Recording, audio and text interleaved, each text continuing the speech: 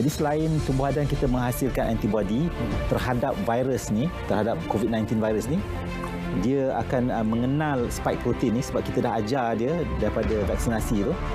Jadi dia ada juga sistem pertahanan badan yang kita panggil cellular immunity.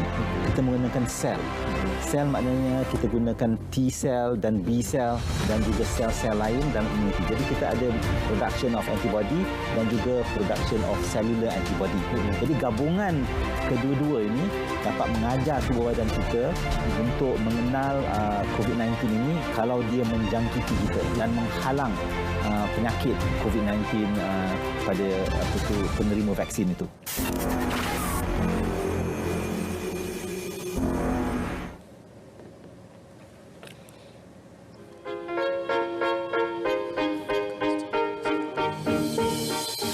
Adanya vaksin ini, saya yakin Malaysia akan menjadi sebuah negara yang seperti dahulu, yang ekonominya pesat dan diharap kemakmuran penduduk juga dapat diterapkan seperti dahulu. Okay.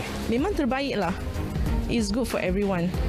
Ya, kalau tak ada cure tu, how we wanna live long, right? At least ada solution. Yeah. Kalau dapat vaksin lagi bagus sebab at least kita ada ubat untuk rawat penyakit tu kita dapat lagi confident. Sebab sekarang sampai kita nak pergi mana-mana pun rasa takut juga, nak sentuh takut, nak pegang barang ke pintu ke apa kita rasa takut. At least bila ada vaksin we feel at least boleh selamat lagi. Sebagai rakyat saya rasa kerajaan memang mengutamakan rakyat. Dari segi kesihatan amat penting bagi kerajaan untuk memberikan satu penawar untuk memastikan kesihatan rakyat di Malaysia terjamin.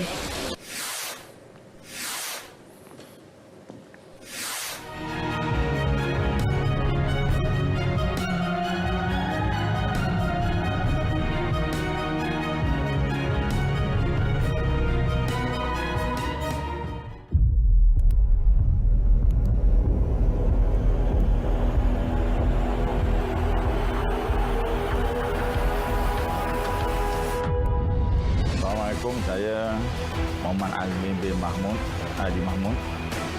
Nombor tentera saya 1023634.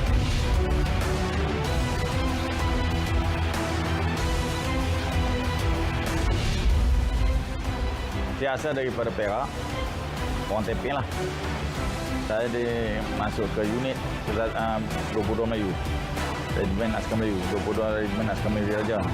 Masa tu kita masuk dekat Merah Keluang. Lepas habis itu tahun 80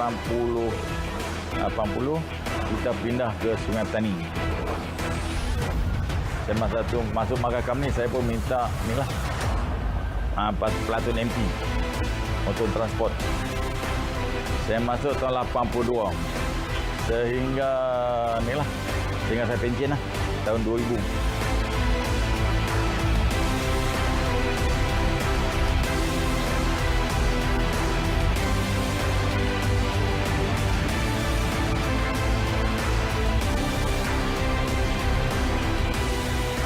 Saya buat kecil-kecilan lah, niaga tahun 98. Lepas habis itu sambutan daripada orang awam ni alhamdulillah lah, bagi sokongan pada saya. Dia suruh saya buat perubahan. Daripada petang tu buat tengah hari, daripada tengah hari tu buat pagi, tu buat roti canai, lepas tu buat nasi. Itulah asal usul saya buat tu sampai sekarang. Tahun 98 dekat cukup 22 tahun lah saya dah berniaga. Pengalaman baik tu adalah macam-macam berniaga ni kan. Dugaan tu kadang kita pun risau juga customer ada tak ada, kita buat barang tak habis, dugaan kan. Tapi ujung-ujung ni alhamdulillah mana customer pun ramai. Kita dulu kan kita nak buat tu goyang. Laku ke barang saya kita nak buat ni kan, kita tak tahu. Saya buka daripada pukul 7 pagi tu sampai pukul 2 malam. 24 jam. Mana pekerja saya shift lah. Pekerja 10 orang lah. 5 orang pagi, 5 orang malam. Tapi kita masa Covid ni pun alhamdulillah lah lebih sambutan daripada orang awam. Hadir kita risau juga tu Covid.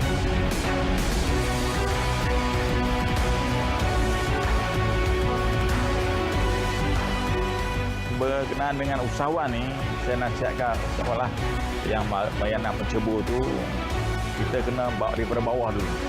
Kita tak boleh pergi ke atas. Macam saya ni daripada mula.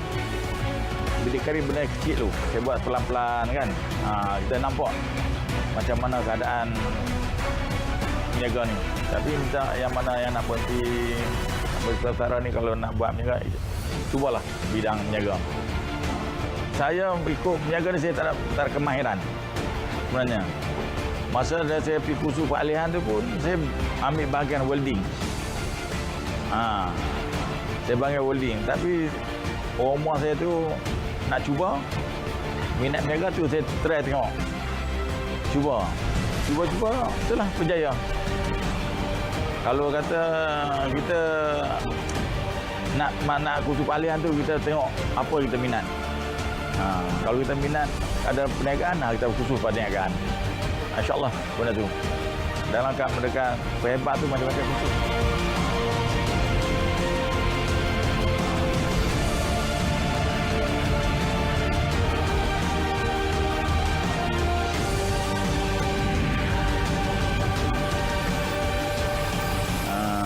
Cuba bagi untuk yang besar ni, untuk geran tempat tapak perniagaan, usaha kan, untuk inilah yang ahli-ahli yang baru nak berniaga ni.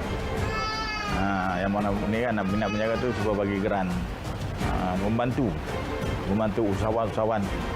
Macam saya ni memang Jeff mai buat lah, ada bantu saya. Tapi harap yang lain tu, yang nak mohon tu, cuba Jeff mereka bantulah, kita bersama dengan Jeff. Saya pun ucapkan terima kasih lah pada Jeff Melaka membantu saya.